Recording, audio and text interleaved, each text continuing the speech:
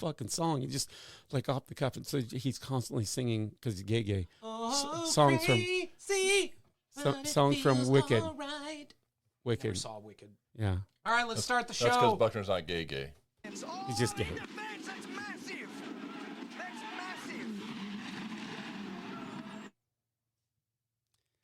I got to tell you, I was thinking about it when I listened to the last episode, which Buckner has not done. I've listened to a bunch of them. I haven't listened to that I one. don't know Yes. why you got to There's stick with them 13, forever. and Like you've listened to 3? 5. You think that many? 5 complete episodes, not like 5 pieces of. 3 complete episodes. Okay. I'm self-conscious of my voice. well, suck it up. Aversion therapy is the best kind of therapy. It's literally your profession. Also, No, my profession is Costco. I drive a pallet jack. but not a forklift. He's not checked out on that. Hey-o. Anyway, back to do you have to go to like a year, 2 years? How long before you get rid of your shitty intro and get a different one? I was thinking about that. So because I listen to the sports radio. Yeah, I know. We all know when we get in your car. Right. And 1978 called and they want their fucking radio life back. So they'll stick with them for usually, I'd say about 6 to 9 months at a time for their show. Well, when we had our show, we would change it up every 3 to 6 months, I'd say. We had a good. We would add some good stuff. We had a really amount. good guy that would do it for us. Yep.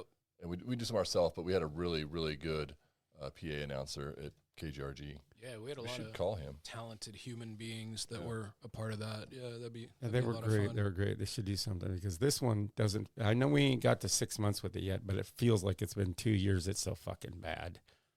I kind of want to have a homework project where I come up with maybe like 2 or 3 new intros, and then we debut them on the next program. So that gives me a week. Yeah. And then we have the listeners vote for which intro they like the best. Or Actually, so this is so funny you're talking this up because the thing I was going to talk about was maybe we need some sort of theme song for the show.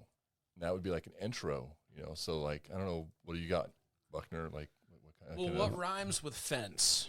Stroker Ace. Okay. You're saying we should use the Stroker Ace theme song? I mean, it's pretty amazing. Stroked and built. Yeah, that too. Or that, how about that? No, that doesn't make sense. Never mind. There's a lot. What about anyway, that doesn't make sense either. All I know is it doesn't really matter because while our friends, the guy that I was thinking that word stroking, that song. We were stroking. That guy died last week. I got one. Let me think of that. Just because it don't make sense, it's in the fence. What? What's going to be country? Because it's circle tracks, figure 8. It's absolutely got to be a country-themed country intro. Better than polka. Well, I mean, I don't know. Listen, polka. the figure 8 guys, this is what happened. Figure 8 guys were hillbilly junkyard fucks for a long time. Yeah, you guys started out, the whole sport started out from running moonshine. No, those are not figure 8s. And now what it is a bunch of Jesse James wannabes. That's what, Jesse James, promoted some races, was involved in Irwindale Speedway, built some, Camino. Stupid El Camino. Yeah, with Barefoot Billy. What's that guy's name? Barefoot Billy Zeman? Is that his name? I think that's what it is. But Barefoot Billy. He did all that stuff on Monster Garage and all that, and now everybody,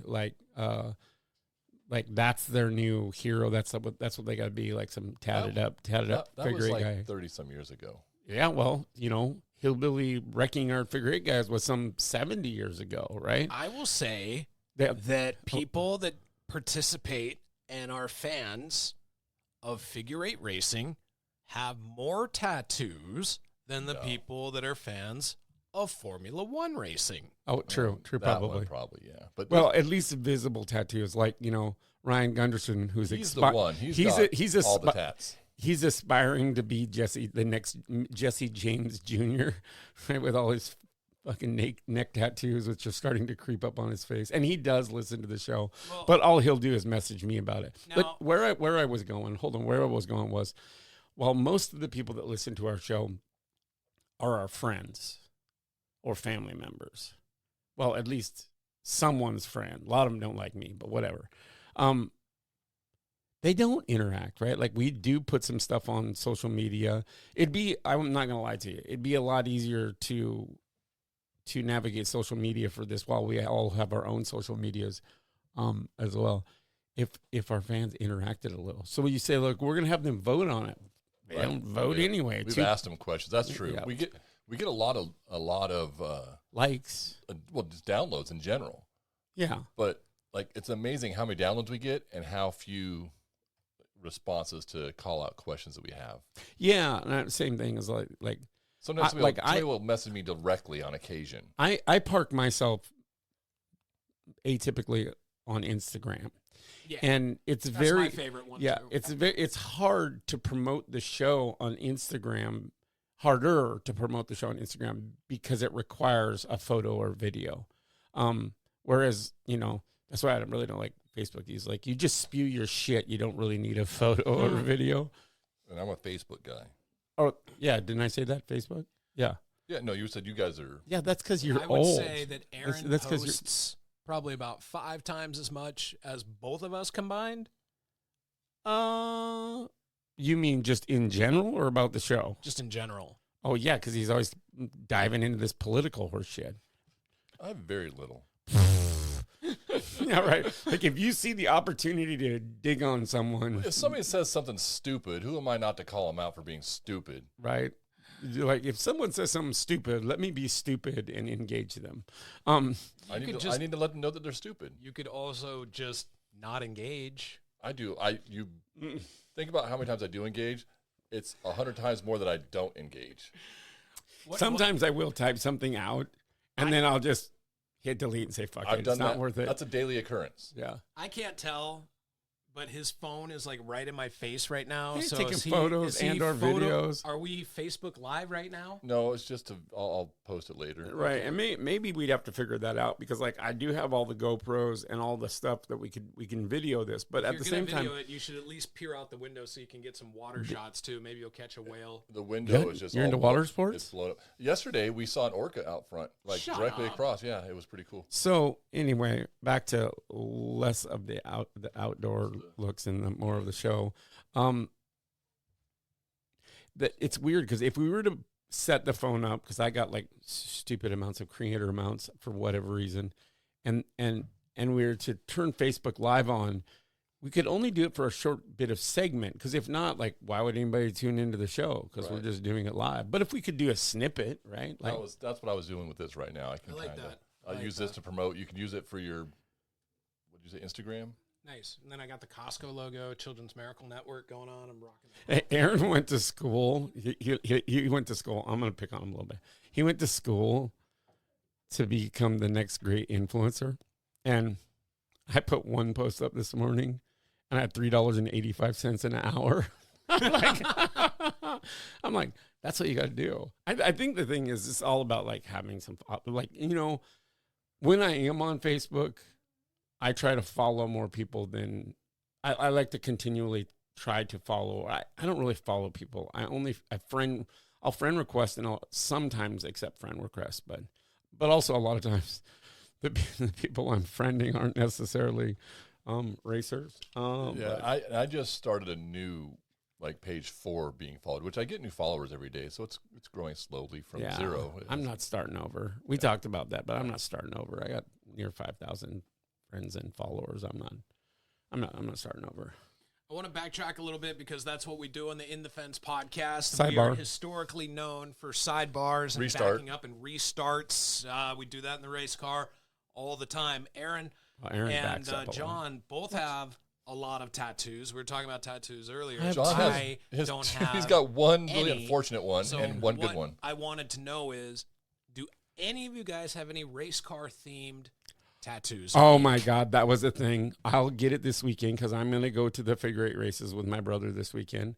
I'm also going to take our little microphones and do some interviews. Nice. But I'll get a photo because she will give me the photo. But not only is she's coming next week, she's had some personal stuff going on.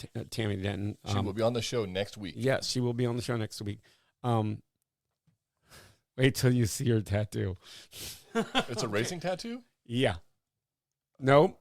Okay. Nope. Not telling you until All I right. just show you the photo. I have a car-related tattoo. What is it? It's the GT thing there. The Ford logo. That's right, the GT. That's Yeah. been there forever. Yeah, it was one of the early ones. Has it do you always been have red, or did you any- just fill it in? No, it's always been red. Oh. You have any other people that you can think of that have some really kick-ass body art, car-themed body art? Well, Ryan Gunderson, he's got a bunch of car stuff Does and a he? bunch of not car stuff. I always see dumb ones like a cowboy riding a Chevy bow tie and stuff like that, and they're always poorly done. When all the ones I've seen of stuff like that, Well, it's- it doesn't matter how you do that one; it's poorly done. No, and it's always terrible. Like worse than the mud flap it came off of. My favorite's the Cummins logo. You'll see that. If Oh, it's like a cowboy, sure. it's got Yeah, like you go to full Enum Claw, you sleeves. probably They'll do get the that. little C, kind of like the Carhartt logo. on Yeah. mine. Same dude's towing their figure. I eight want to car give a track. shout out to Death Metal Dave, though, who may or may not be listening. He is a other Subaru enthusiast, A death metal Subaru guy. a death metal Subaru guy. He's the drummer for a band called Liability, and they played on South Tacoma Way, right down by your old place. Okay. So I was over there. I watched the show, and Like they have the street blocked off kind of deal you again. kind of have like a Guttermouth meets No FX kind of punk rock sound. It's really good. It would definitely that's- been some music we would have played on Does he have? KGRG. Does he have the starry Subaru logo on? No, it? it's literally the car. Oh, They did a cartoony Subaru. Oh. It's on his arm, but he's got like full sleeves. He's got like Well- so many tattoos. well, and I got to start soon because like I have my next tattoo in my head, and then I change my mind on how I want it to be, but it's still essentially the same tattoo. And the next one, and then I do want to, as I want to work on my right arm a lot. Like Aaron's starting his sleeve. I from go the in top Thursday. down, from the top down. I'm starting to start my sleeve from the bottom up, but I do want a 51 on there just because there's a whole story behind Hell the yeah. 51. I love that. It isn't a big deal to me like it is Aaron. Aaron like What? gets off about over the whole number thing, starts being a douchebag I about don't it. care about numbers. I've had Yeah. so many different numbers. I don't care. And so to me, I don't care if I run 51, but I do care about how it came about and But it's and- also and- a and part the of your interaction. life. Yeah, so I want it, but I don't know where I'd put it because I think it's also a little ostentatious to put your race car number on your arm as a tattoo. But, I mean, I think it would be ostentatious if, like, you once had a sponsorship from Nabisco maybe 20 years ago, and then you did, like, the livery on your or arm. like That'd be a little weird. Miller Lite. There you go. Yeah, Miller you Lite I could livery put on Miller your Lite on there, or Zip Fizz, or rockery by designs. whatever. Miller beers. Zip Fizz. Stan's Auto Repair in car, Graham, complete Washington. auto repair and towing. Should I put that on there? Like, one year it was all that. Their big air logo. I would have no tattoos. I've had very few. I had to get like sign stop. The sign Eric. stop. Yeah, Yeah, sign stop. Northwest. yeah. You gonna get the in the fence tattoo on you? No, You shouldn't, because it's a terrible logo too. you did it. I know, but I don't really like it. I don't mind it. I would just like to change some of the colors in it, which would be fine. Well, That'd I be got easy. it vectorized, so we can do whatever you want now. Yeah. I don't like. I want the blue to just be a little bit different. It looks very dark and dingy. It is dark, right? but yeah. So anyway, Do you want to give a shout out to the artist that's going to be doing your ink, so maybe you can get a discount? Christy Riggs, but she's not going to give me a discount. She don't listen. She don't care about this. Do you She don't always give a go to the same person? No, this will be the second time with her. I actually get most all of my he dates tattoos around. He dates around. have been like But it's like getting a hairstylist. If you No, I have don't a care. tattoo artist and then you go to another tattoo artist, you go back to they're gonna be like, who did I that? get random tattoos on vacation. I'm in Mexico. I got an afternoon to kill. I'm like, oh, there's a tattoo place. I'll go there. Oh, Yeah, but how Costa do you Rica. see? I'm all about the researching. Is how do you decide? I don't like. I don't care that much. What if it's shitty? I get covered up. Oh. So far, I've had pretty good luck. Oh, I know that our friend Brandon Yeah, Lovely. tell me about your cover-ups. Brandon Lovely has a tattoo artist, and I believe I'm 99% sure it's a female. She's pretty amazing. He just had some work done. I believe it was yesterday because he posted it on his Instagram, and it is amazing. I like what Christy did. She gave me one a month and a half ago, and so I'm having to continue with her to finish up. But You could tell her a new name too. she's- Don't do discounts, Christy. Can Yeah. I tell one unfortunate tattoo story about a friend of mine that I did radio with back in college? Yeah, it's not about you. Not about me. You got no tattoos. No, so a friend of mine. You won't even take care of a skin tag. He's not going to get a tattoo. We were at, the Vans Warped Tour back like a million years ago. Is that when I went? My friend no, this is a different time. Oh. And my friend met this girl, and they were kicking it, and he's like, "Oh man, this is the one. But she was like in another relationship or something.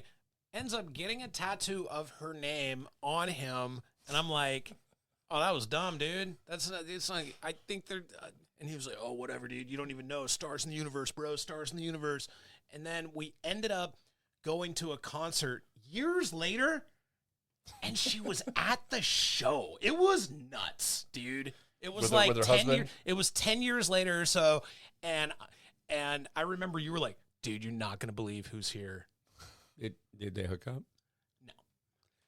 Well, my one unfortunate tattoo situation is this wedding ring that I have on my hand. Oh shoot! Yeah. It's I don't think I it's just always bled kinda over thought the it was a it's wedding bled it's ring. bled over the years, but it had some X's and some design in it. I'm fortunate enough while I am not married anymore. Maybe she'd choke on a chicken bone. She has the same exact one, but hers has my name in it. Oh, because your name's small enough to do that. No, it was my last name. Oh, It's all the way geez. around. It's tiny. Oh. Hers is a little wider. Huh. Oh, lucky you. Mine's all messed up too because I went to 2 sessions of tattoo removal, and it really wasn't doing anything. And it's pretty painful. I've heard the tattoo removal is like more painful than actually getting the tattoo. And it didn't really do anything except for made it bleed. Well, not bleed like blood, but just kind of like the ink bleed. And so anyway, I thought, if I really want this thing off, I'm just going to put it on the edge of a table like this and chop it off with a hatchet because that'd be a lot better story. You don't really need that finger. I just own it now. It is what it is. It's a chapter. Or just tattoo over it. I was thinking about that, but what am I going to do? Like, it's on my ring finger. What am I going to do? Get this thing so it looks like I'm shooting Spider-Man's web? You can just fill it in, and it'll look like a 1. Just get a 5 on the other side, and there's your 51. Ghetto. No. Yeah. Yeah, don't do that. Oh, you found your watch, Aaron, huh? Thinking about getting back into business with the old Apple Watch? I've had it sitting here since we started recording. Oh, wow, yeah. You got a whole list of things to talk about. What you got there, bud? He's got that watch over there. It's almost wore out. He's wore it like 5 fucking times. Oh, the Apple Watch? Yeah. I don't wear it much. Yeah, they're not cheap. Must be nice. I want to get a new one. Being loaded. I'm holding out. What? I bought that thing like 10 years ago. When Whatever, it first Mr. came out. Moneybags. It's like a Gen 1 Apple Watch. It's a Generation 5. Whatever it is. Yeah. What do you want to talk about? I do have something I want to talk about. I was going to bring up something I think it might tie into what you wanted to bring up. So it was the news of the day on the Facebook. That's not what I'm talking about. Yeah. I thought you wanted to kind of go off of that. It is, Yeah. I guess, yeah. Is that I don't know. Cole Raz has announced that he's Cole going. Raz? Isn't that who it was? No, Kasey Kleyn. Kasey Kleyn. Sorry, and they're same kid. They looked exactly the same to me. And Cole Raz is like, he's old enough to They got drink alcohol the and same, have like, a girlfriend. poodle Is he? dog Yeah. mullet I thing assumed he was that 12. All the kids now. No, I think I bet Cole Raz he might be 25. All right, He's Kasey between Cash Klein. Sorry. Yeah, that's who it is. So he announced today that he is going to go Craftsman. Is it still Craftsman Trucks? Yeah, I believe so. Craftsman Truck Racing with Rackley War. You said for 5 races? Well, 1 for sure, and potentially 3 or 4 more. Yeah. So congratulations to him. And then he's also going to run some late model races. With Anthony Campy Racing out of yeah. So are they funding the bill for that? Or No. did he just, No. or this is like, No. or is No. this like him getting I mean, picked up by Nike? No, this No, kid, no. this He's kid's funding good. himself. This kid's good, He does have good but run he's not good enough not to have to pay. Not yet. Yeah, He is pretty young, right? Like I think he's 16. something like that. Yeah. How much does it cost for a Craftsman truck? I figure 5 talk races about got to that. be $500,000. Must be nice. Yo, Kasey, what are you doing later, man? Hit me up. That's like indoor pool money. Yeah. You want to hang out with a 16-year-old boy? I thought you guys Are just you got voting done saying he Republican? was like 25. That's a different guy. No, Cole Raz is that. Oh, Apparently. Lord. All right. I'm confused. Easily happens. Oh, so where I was is like it was something to do with talent. And while Buckner won't believe this, but we don't. I'm not very, I guess not bad.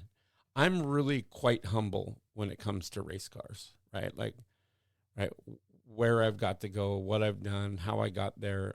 I'm pretty humble about who I have been or am in the racing world. And so it's a little tough because this is going to be a little not humble. I was thinking about it as like. Well, I will say real quick, when I saw the story, I immediately thought about you and how, because this is say we're 20 to 20, about 20, almost like 2021. I mean, 25 maybe from like when you were really killing it, right? Early 2000s to 2005, 6 in that area. You won the Fall Classic in 04, I think. Is that right? So right around there, yeah. Yeah, so about 20 years roughly. Yeah, 98 is when I won all the races. But you were older then. You were close to 30 at the time. Yeah. I mean, so like we talked about before. We couldn't do what this is they're doing at 16. Yeah, this is not that humble to say, but it's weird how life works. And some of it was I read that, and but I was thinking about it actually yesterday before I'd read that. It's like at 21 years old, I had talent to burn. I literally had talent to burn,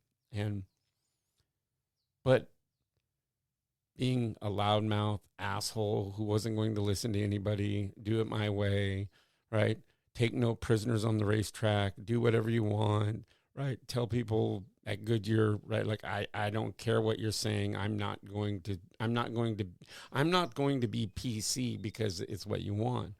And so you have no chill. No chill. I had no chill then.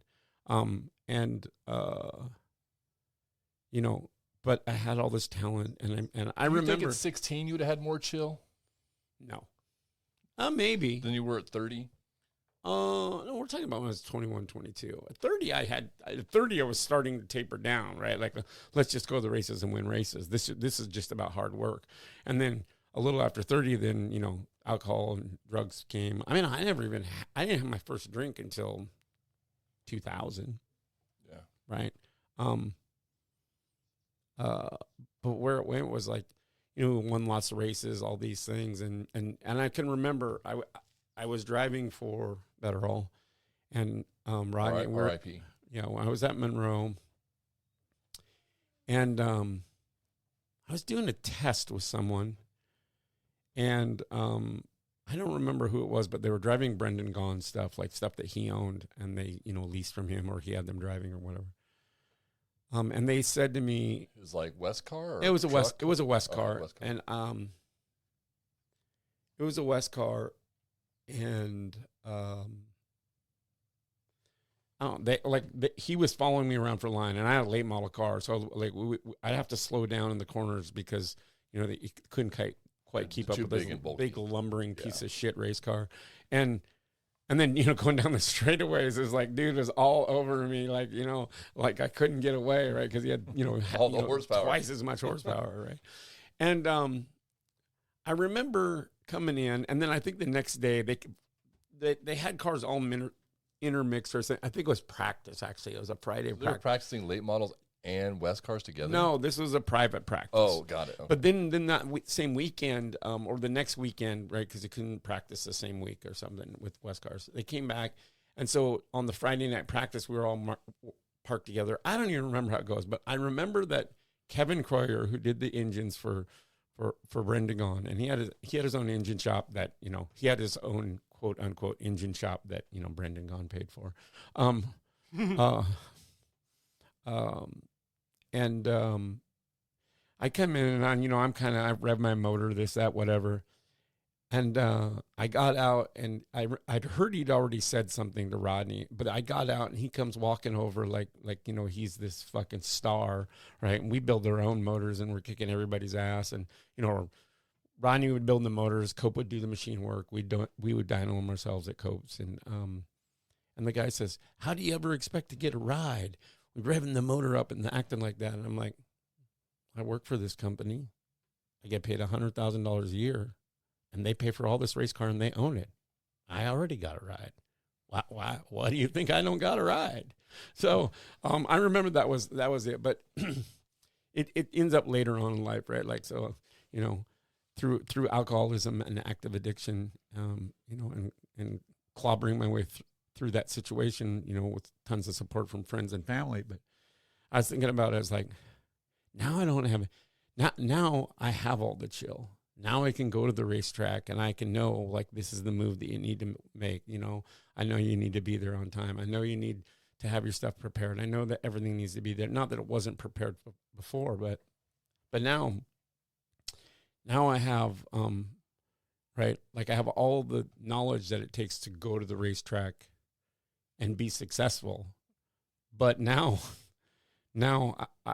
I don't have talent to burn anymore, right? Like ailing eyesight, right? Your bones are like creak and move and your muscles aren't there. And I'm sure that the reflexes and reaction times aren't there in the same. So it's really weird. It's like, well, why can't we be out of control later in life when we don't have any fucking That's talent, what I understand. right? Like, kids that do drugs early on, I'm like, you're at the height of everything in life. Wait until you're old to do the drugs. Yeah, but part of the problem is us, right? Like you and I and Buckner, that we're part of the problem because, we're just like our parents, right? Like, those fucking kids don't know anything. Right. Those fucking kids don't know anything, and we know everything, and all we're going to do is put them down and tell them if they're not fucking doing it the way we did it, they're fucking stupid. Well, that isn't the case, right? I mean, perfect example.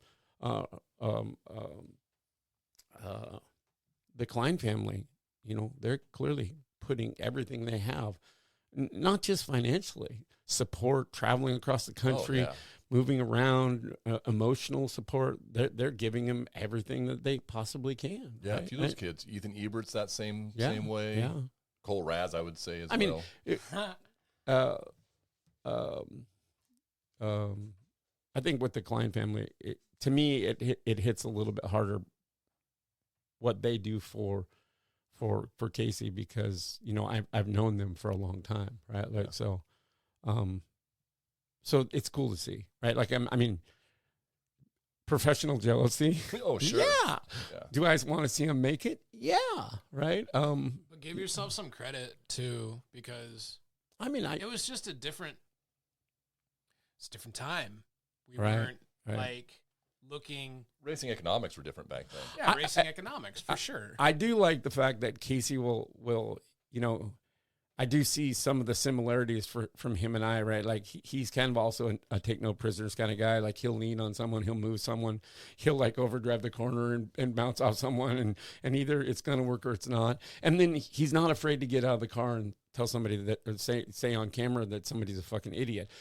I will even say this. I don't know if I'm a fan of him. I don't even know him, right? I want to see him succeed, but I don't know if I'm a fan. I do see him get out of the car and say, this guy's a bozo. He fucking did that. And I'm thinking to myself, I just watched him. Like, that was all your fault. But hey, I like that you got out of the car and held your own. You're going to own it, right? Like, so, but there's been times he's got out and he's been spot on. There was a situation and it cost him and it wasn't his fault. Just think about some of the top tier motorsport drivers in 2026. Oh, is this like, let's just say Max Verstappen. Do you think that guy had a happy childhood? Do you think that guy No, had, I think his father anytime? Screamed and yelled at him while he raced go-karts the whole time. Yeah. That's like Tiger Woods. That's how the F1, like if you watch the Senate documentaries or the shows about him, if you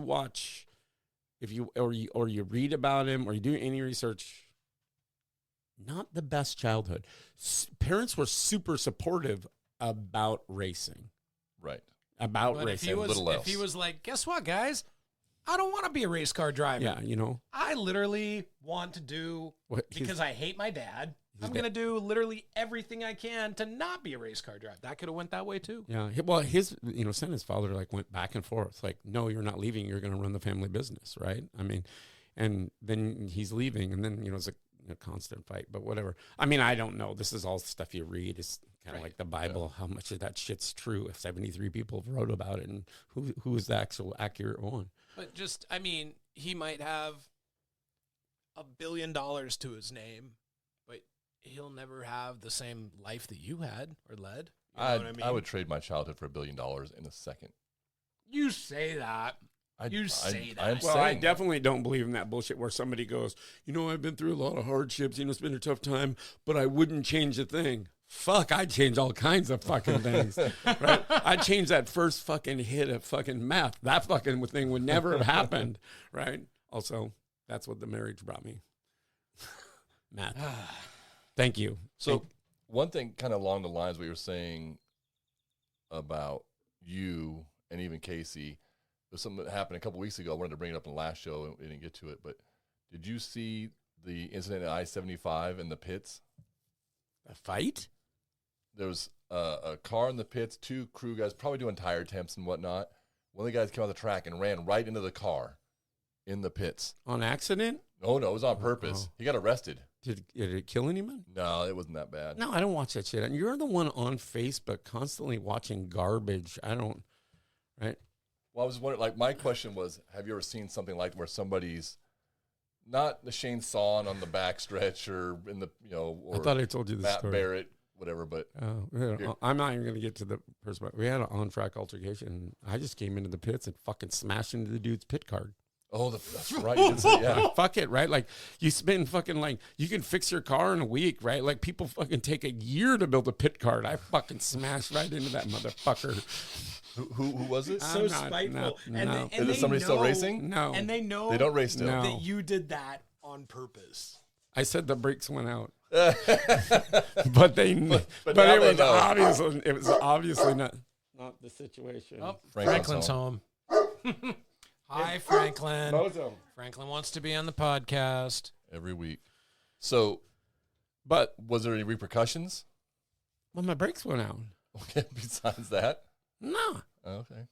Did you get your brakes Man, I was missing fixed? I was missing you a fix your quarter brakes? panel, a back window, a rear bumper cover. Oh, you got tore up. Oh yeah, I got. So you're like, might as well tear up the rest of it. Put a body on this thing. Oh.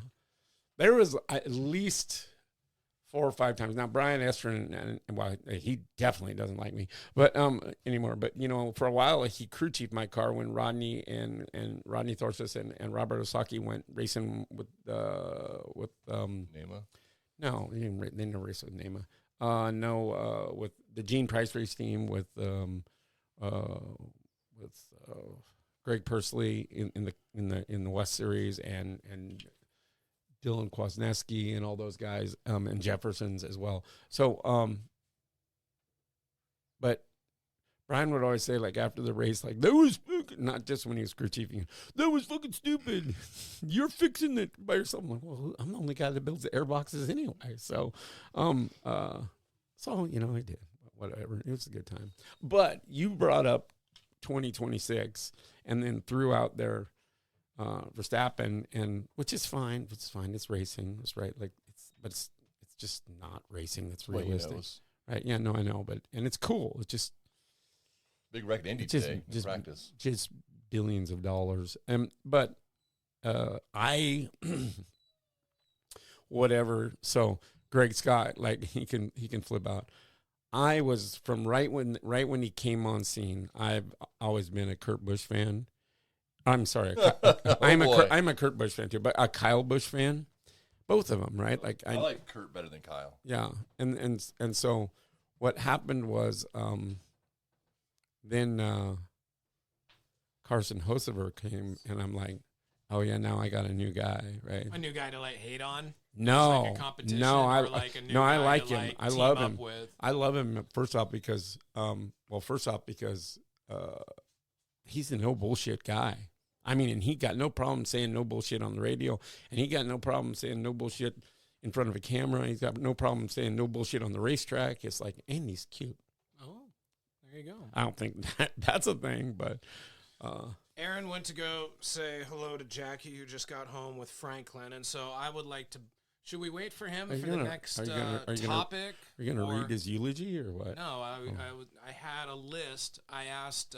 Well, yeah, AI. you got to wait for him. I don't even know where he went. Right? Did he go down to get his girl in shape and tell her to keep the dog quiet, or what's? Yeah.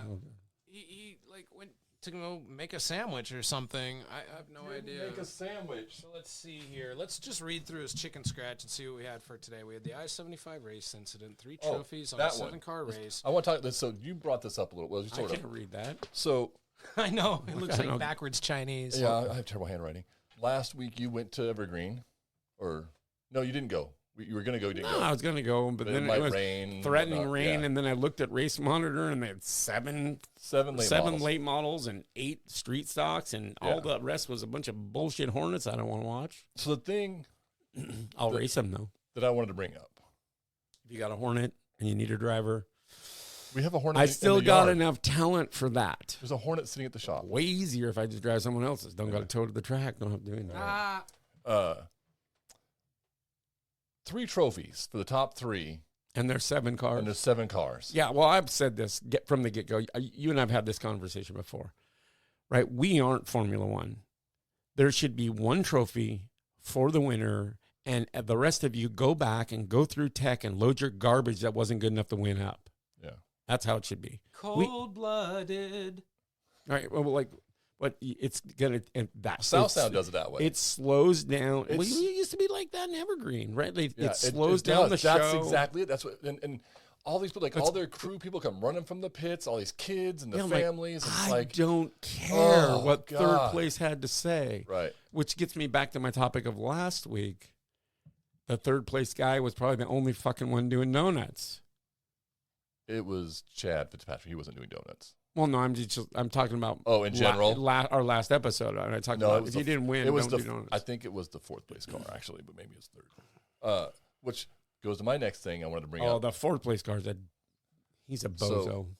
So, pertaining to figure 8 racing, this is a hotly debated topic. It's not really that actually debated. It's pretty much everybody's in agreement on this. Is fast car to the back. Full invert every time. Oh, yeah, because this year, at least, maybe a little bit of last year. I think it's this year.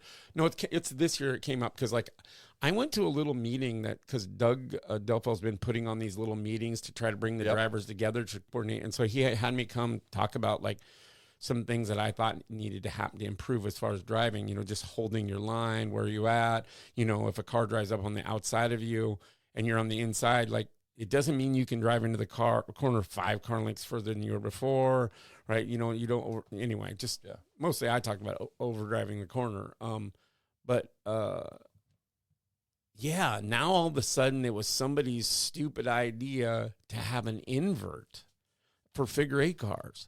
That's dumb. Take the it's just no different than anything else, but like, why, right? Nobody likes it, whatever. Yeah. And then also now they start the time qualifying from a different location. That's the other big thing that's come up. And nobody wants to do it, and it's something to do with about the outlaw cars were driving around on the 5.8 scrubbing their tires, and then they came and said they needed their tires warmer, which bunch of dirty tire scrubbers. Which I mean, I like the guys, but at the same time, that's the Pat Clark, Chris Curtis group.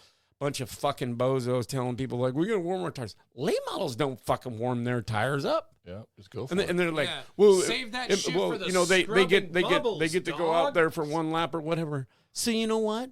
Everybody does it the same. Everybody does it the same. So if your tires are cold, everybody else's tires are cold. Yeah. Okay? Just I think fucking what it get is bent. Okay. Is that it's an ego thing. So they want to set the track record.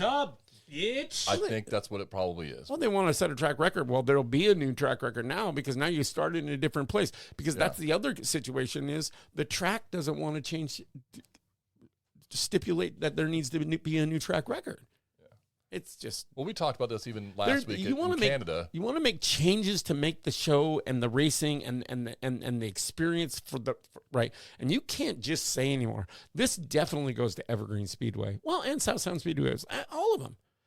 Right, if you want to make the experience better, you better fucking make it better for the racers too, because that's most of your income. Yeah. Right? Yeah. Right. The people that are putting on, has been forever, the people who are putting on the show are paying you to do it. Right. And I don't care if you're like, oh, we paid this much money to win. When it's $1,250 to buy a set of tires. Yeah. Then you're not paying enough money either. Hold on. I'm on a tangent. I'm on a tear right now. Yeah, you are. So, if you want to do something that's going to create a better show, move the show along faster, or make it a better experience for the fans and the drivers and the crew members and all the people in the pits, awesome. But the changes you've been making, Evergreen Speedway, aren't doing that. Mm-hmm. Also, fill up your fucking condiment fucking canisters. I wasn't even going to say anything. It's easy. Start there. Yeah, start there. Yeah. Well, that's what I'm saying. Like, because we talked about a lot in Canada, we had to race on a different American race tire, but everybody did, so it didn't matter. Yeah, they were garbage, but they were garbage for everybody. Yeah, yeah. Exactly. So what you're telling me is a lot of the racetrack things that you're encountering, it's a lot like stand-up comedy, where 90% of the crowd, if you go to an open mic, is the other open mic comedians. Exactly. They're the ones like keeping that, yeah. the comedians are the ones keeping the comedy clubs afloat because they're the ones that want to get some stage time. Just they're the ones buying the French fries and the drinks. Keeping the racetrack alive happen to be the guys with the cars because they want a place. Yeah, and their friends to and go family. And drive. Yep. They're flipping cars. So you say there's 3 or 4 cars. If you average it out, there's 3 or 4 people, the driver and 2 people. Let's just average it. Some of them more, but let's just average it. With every car, right? And there's 100 cars in the pits. And those people pay somewhere between $40 and $50, depending on their membership, right? That is a large chunk of change, right? Yep. Especially when there's probably as many people in the pit area as there is the grandstands on average nights. And those people are paying somewhere between $15 and $25. I would say the one really expensive, and they'd buy more cheeseburgers if you had condiments. Outlay for racetracks is the insurance. Yeah, insurance is expensive for them. But Nick gave me some information. People were giving him a hard time for not having a Cars Tours West race at South Sound. Yeah, but you do the math on it. What they ask for, he's got 2,500 seats approximately. Right. So a ticket for a fan would have to be what, $50 a piece? Yeah, and they're not used to it because I think they charge $12 or something there. I don't know, but at the same time, Nick also does get the pit passes as well. Sure. Yeah. But I'm saying, like, it just that race didn't make sense for him financially, but other ways it does. So he knows how to do it. I think that he does a pretty good job, except for his payouts are terrible, and everybody agrees with that. And that maybe. Well, but it's because of the same reason. Right?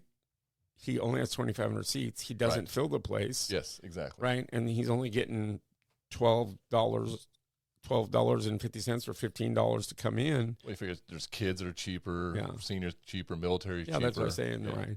So he's got to sell some cheeseburgers. I do know that I was down there today and picked up parts. Oh, did you make it down? Yeah. Okay. And Maureen was in the shop and she was saying it did hurt them because they rained out Saturday because it was a big show. She's like, why couldn't it have been a small show that it rained out on? So the 3 super late model race show could have rained out. I mean, every race promoter is doing it to make a living, right? So I get it. It's just the one thing I don't get. Monroe could save some money, less trophies. Yeah, well, yeah, of course, less trophies, less bullshit. Let's move it along. All of a sudden, the Hornet guy in 3rd place who did fuck all, right, including him, he didn't care about getting up there talking until you gave him the opportunity to, right? He would have never bitched about it. Yeah. At all. And most people still wouldn't bitch about it if you said you were going back.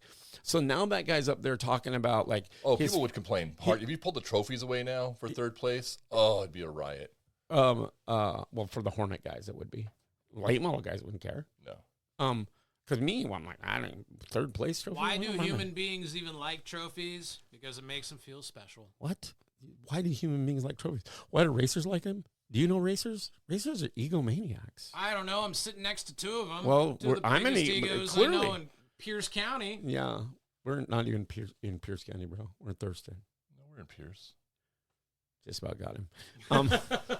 His wheels were turning. But it's the same thing as like 3rd place, the Hornet guy. Not that the Hornets, whatever they are. They bring a lot of cars, so I'm thankful for that. So the 3rd place Hornet guy is up there, and he's talking about his sponsors on his like $4,000 car and this and that, and his sister and his mom and his girlfriend and this and that and whatever.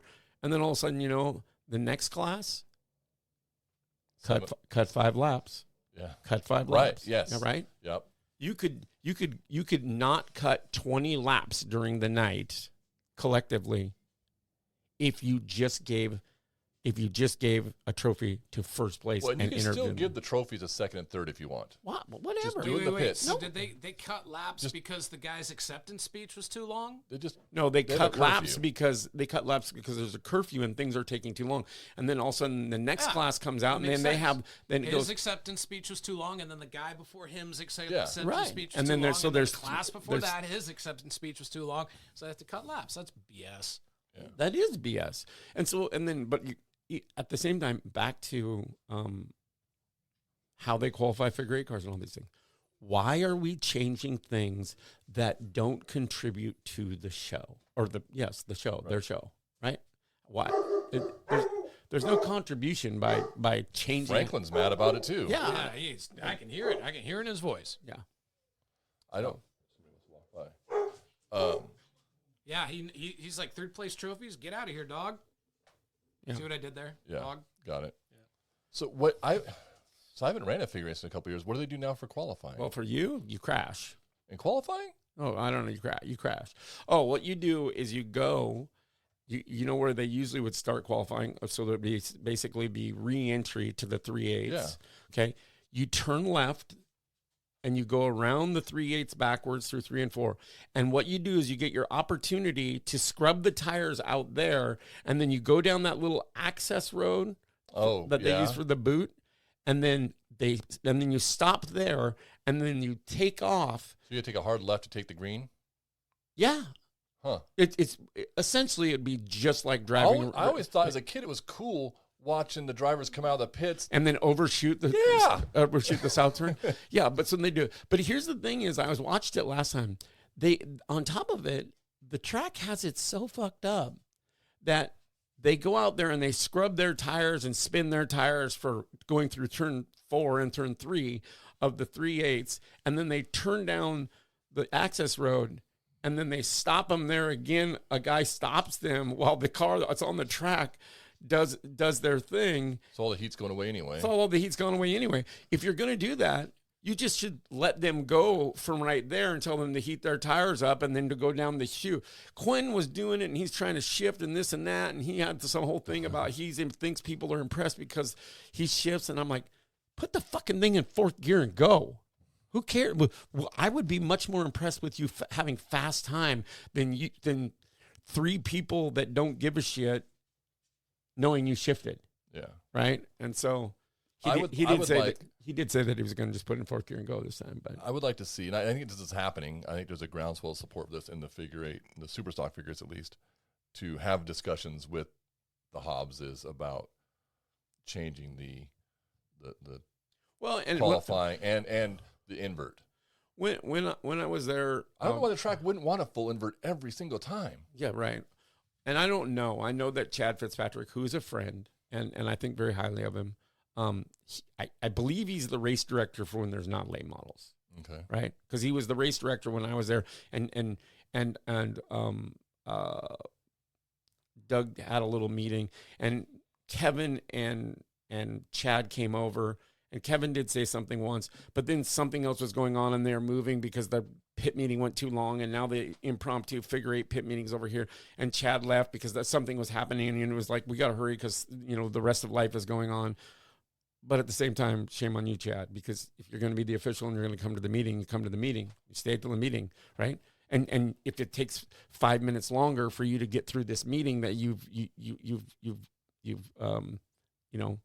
committed to, then you commit to it, right? If your show slows down a little bit, it slows down a little bit. I don't know. Don't give a trophy to the fucking third place Hornet. Yeah, don't do that. Like, and say if you had 20 figure eight cars, that's been a while, but 15 of them are competitive, whatever, but you've got the last couple are, say, a second off the pace. You can put them behind the fast cars, right? The ones that are really obvious, like. I'm also not a believer in that. You know why? I'm not a believer in the 1 second rule because if you have to pass cars when you're the best car in the fast car, it makes you better. If you're a slow car and you get to race with a fast car for a lap or two while they're going by you, it makes you better. It always has. Sure. That's an interesting way to look at it, but it makes sense. Yeah. I mean, people don't get better driving in the back, not being able to keep up with the cars in front of them. Then they lose the pack. There's nobody to race against, so they don't have a way to start to learn how to judge how far do you drive it into the corner. Like you don't want to run into guys, so you're a little bit more cautious. Put them back there. The leaders drive away on the first lap, and then where are they at? Spinning out, spinning around. Intersection coming up real soon. Out of control, overdriving the corner, right? Big spin out, crashing the intersection, red flag, yellow flag, starting it all over, cutting laps, and then we're right back to where we were. You know, I'd say get rid of the fucking third place Hornet fucking trophy. My biggest pet peeve with figure eight racing. Let me be clear. All trophies except for first place, not just the third place Hornet trophy. I'm using it as an example and picking on them. If there's like the showdown or something, but they'd probably do top 3, whatever. But in a standard everyday night, I'm with you. The showdown, same. I'm with you. The Galloway, figure eight nationals, all those things, right? Like, yeah. So I would say the one thing that bothers me more than anything about figure eight racing is these guys that show up to the track and their cars won't start when they stall. Yeah, I mean, I've been that guy. Every once in a while, I understand that. But when it's the same car every week, yeah. And look, I want to touch on it some more. What I'm saying is, work on get that part figured out. You got to get your car to turn, but how about you just get it to start first? It's got to start before it can turn. And if it happens once, one weekend, I get it. But when it's the same number 12 car, sorry, Chad, that wasn't you, but I'm talking about figure eights. If it's whatever class, if your car doesn't consistently start and needs a push truck week after week after week after week, well, first off, call me. I'll help you figure out how to fix it. I'm not saying I'm going to fix it, but call me. Ask someone for some help. Figure it out, whatever. But I want to go back. I might not have been the biggest fan of FanFest back when I raced on a regular basis. And that might be because I got tired of the signing. Sometimes I just didn't go, and then whatever. Well, you had a big ego. You were 100,000 air back then. Yeah. Anyway, I don't believe you should ever. If you say, "Oh, we did my laps cut, but we have this stupid fucking FanFest," that is contributing to the betterment and making the show better by having FanFest for the drivers, for the fans, for all of it. Like, you know, sometimes I'll give Aaron to you, like, I'm going to FanFest. I'm like, you fucking suck. Right? Sometimes. Right. No, but because I never go. Even when I don't go, he's like, "Well, you're gonna go?" I'm like, "No, working on the car. We're busy, whatever." You didn't go. You miss FanFest. Like sometimes he says. You walk up there with your cards and start handing them out. Your cards from Stormy and what's her mom's name? Felicia. It's Stormy's the mom. Stormy's the mom, and Felicia. I don't know whose mom is who. The girl, the nice ladies. Yeah, at South Sound in the little. I skipped FanFest at Agassiz because Skip was working on the car. So anyway, I don't think you should ever shorten that, right? And say we shouldn't have cut laps. We should have got rid of some fans. No, keep the FanFest. Again, I'm riding this dead horse. Get rid of the trophies for everything except for first place. At least the presentation. Yeah, don't bring them up on stage. You can still have the stage. Put the whole race team for first place up there and their friends and their family and whatever. And Joe Bob's like from Blue Boy West Golf Course and whomever, right? But we don't need to interview third place in the Hornets. Yeah, racers aren't always the best talkers. Oh my God! That's terrible. Aren't always the best. 100%. There's 3 at best on any Saturday night. I'm a talker, and I'm not a good racer. That's fine. I'll admit that. The only time I want to see the top 3 is when some stuff was going down on, like they're beating and banging, and maybe the championship night. Something that'd be good. Yeah, but you can't just frivolously go. Right, I know. Good That's show. what I'm saying. Like I want to see because I only want to see them fight. That's all. Right. But they never do at Monroe. No. But I mean, it's not Bowman Gray. I mean, Mickey Beadle kept saying he would do it back when IPI had it, and he said he was going to set up a boxing ring, which they have now, the stage, and he was going to get those gigantic, oversized boxing gloves, and 2 people that were having a problem, like during FanFest, if they had a problem the week before, they were going to box. Yeah, that's a good idea. Yeah, it is a good idea. There's never anything cool like that. It's just the same garbagey bullshit. You go to the racetrack, it sounds like a fucking radio commercial, which is fine. You got to sell all the stuff. You got to get the money. It was just, It's supposed to be entertainment. I and suggested it's very little entertainment anymore. a haircut for charity for a certain driver. Yeah. At the podium. I don't. Again, He turned it down. nice enough guy. Not like I said this before. I'm not a big fan. Don't know why. I'm not a big fan. I mean, like, it's not that I'm not a big fan. It's not that I don't like him. He's not the guy I'm rooting for. Yeah, but he's killing it this year. Doesn't matter. I like his car owner. I'm just not rooting for him. But I will say this: I saw him in a hat when I was leaving the track the last race, and I'm like, "Oh, his hair looks great when he's when he's got a hat on." That's my move. Yeah. Anyway, what do you want to talk about, Buckner? So I asked AI earlier. Oh God, why do you have to say who that? the top NASCAR drivers? Well, you just of keep that all part to time. yourself. Like you just came up with the idea, and then you researched it. I spent hours upon hours researching an internet for the show. magazine. I just wanted to know what AI thought of NASCAR. Who's AI? Al? Artificial Allen Iverson? intelligence. Practice. We talked about practice.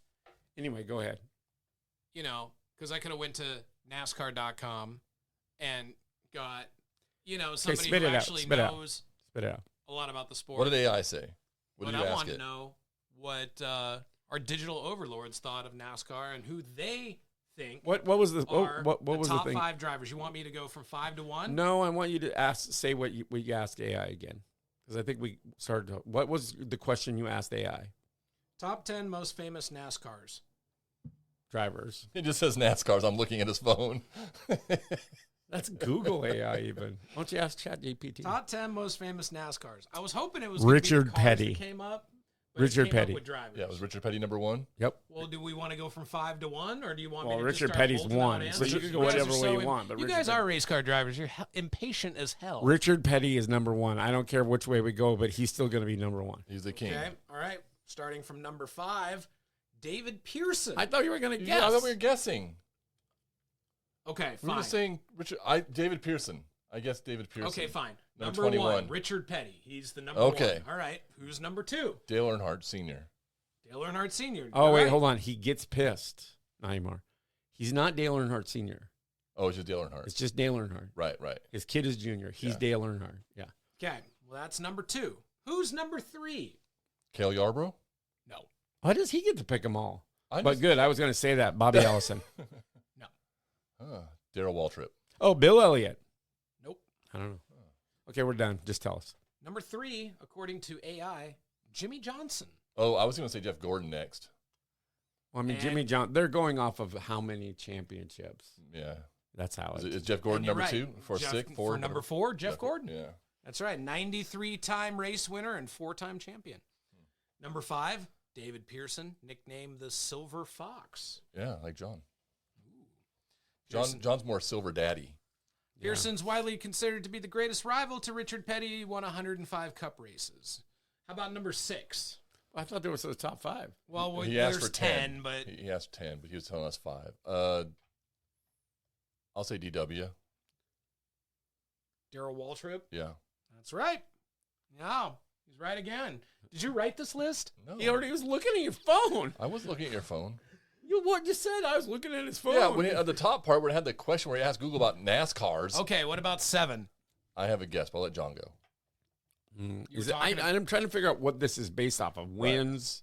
Championships, all that kind of stuff. Curtis Turner. Curtis Turner. Okay, who do you got? Bill Elliott. Kyle Busch. What? He ain't. That's Kyle. I like Kyle Kyle Busch? Busch. Kyle Busch This is is what not Google's better telling than us. Curtis Turner. One of the most active and talented active drivers, 2-time Cup Series champion for 2015 Oh, man. and 2019. You're going to make Greg Scott break his Tim radio. Richmond is better than This is the Kyle reason Busch. I brought this up, because we can all tell AI is stupid. All right, Tim number Richmond, 8. it's because he didn't have the longevity because he died. We got 3 more. 8, 9, 10. He still was awesome. No, I know, but I'm saying that's why he's not on that list, I think. Well, Curtis Turner died too, but he had longevity. All right, number 8. Number 8. And Bill Elliott's not on the last couple. Wait, I'm give just me like- a hint. No, I'm saying like, He might be. I'm just guessing in the top 10. I wasn't like, Yeah, he might be. who else? Well, This is oh, boring. Tony Stewart. Tony Stewart, number 8, known as Smoke. He's 3-time Cup Series champion, 02, 05, and 11. Again, good race car driver. Not anywhere near Cale Yarbrough. Oh, you know who we're forgetting? Kenny Wallace. Not Kenny Wallace. Sorry, wrong Wallace. Rusty Wallace. Not Kenny Wallace. Kenny Wallace still He's racing awesome. a lot. He won a race last week. Kenny? Yeah. Yeah. He races modifieds all the time. Yeah. Dirt modifieds. All right, number 9, Cale Yarbrough. You already mentioned him. And number 10, Bill Elliott. Oh, okay. That was my favorite growing up. What a weird list. I mean, it's most the one thing. There's just one driver that doesn't make sense to me on that one. Is Kyle Busch. I met Kyle Busch once. Really? Yeah, he had a GT40 with a bunch of Monster Energy logos all over it at a racetrack. No, that was Kurt Busch. Oh, it was Kurt? Yeah. It was Kyle in Vegas. Kyle had Monster sponsorship for a A while. little too. bit, Kyle, but one not of like them. it was Kurt Busch. He showed up with a GT40, and it looked like it was a can of Monster Energy. And I was like, ooh, neat. Where were you at in Vegas? What were you doing? Going to car shows. Oh, It was Cars and Coffee. I used to, drive from Utah down there in my M3 and go to Cars and Coffee. Have some better drinks. And Some better coffee. I will say this. Utah coffee, a they cut it with decaf. little bit. Yeah. They cut it with holy water. So I think their water's holy. I mean, it's a beautiful, beautiful state. They probably have the clearest, cleanest water. The Zion water. Yeah. All right, so we talked to AI. We Yeah. talked about the I-75 race. What else you got on the list?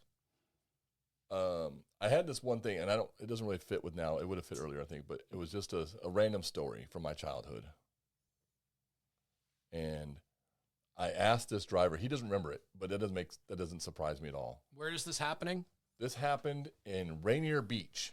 He doesn't even know what stripper he saw, and he was. I know. And he was all up on her boobies and stuff. So he doesn't even. He Her boobies were on me. Thank you very much. probably wasn't even the same driver that you're talking about. Well, that's what I'm going to say. Because you know who would know? My mom would know. No, I'm talking about what you're talking about right now. He's like, oh, this driver, I saw this, and he Let's doesn't call even your mom. remember. We're not calling my mom. So, it should be great. When I was a kid, when I was a little kid, my mom had this Volkswagen Beetle. Those are awesome. It was What year?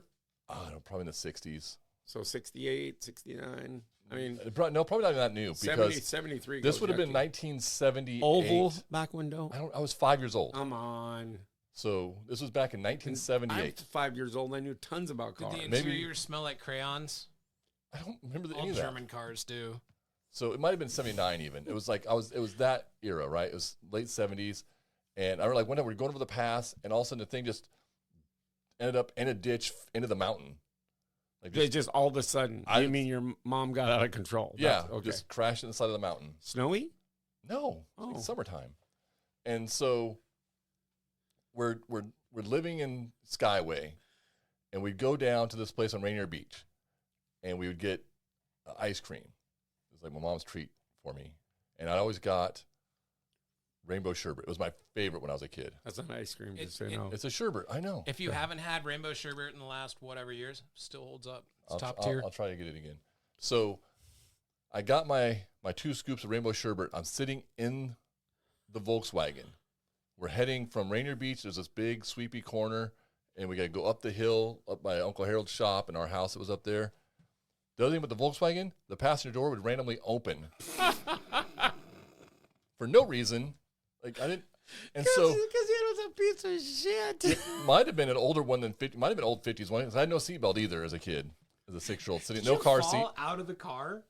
Fell out of the car, barrel rolled through the intersection Things are starting to make sense. on Rainier Avenue at the bottom of 51st and Rainier.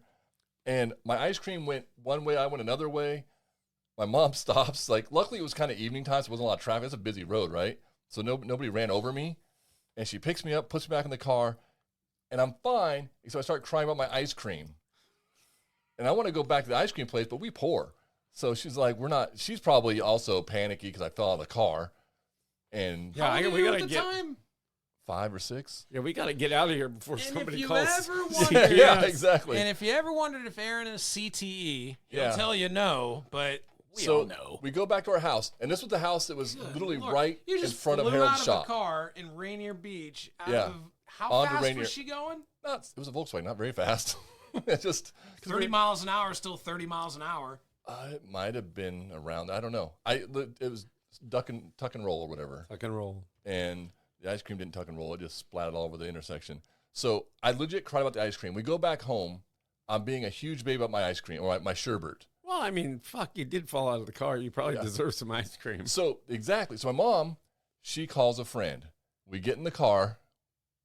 In the Volkswagen again? Yep. And we drive to what on my recollection is Bellevue. Okay. To the Wizard, 'Cause she Ben doesn't- Chandler's house. Because she doesn't want any.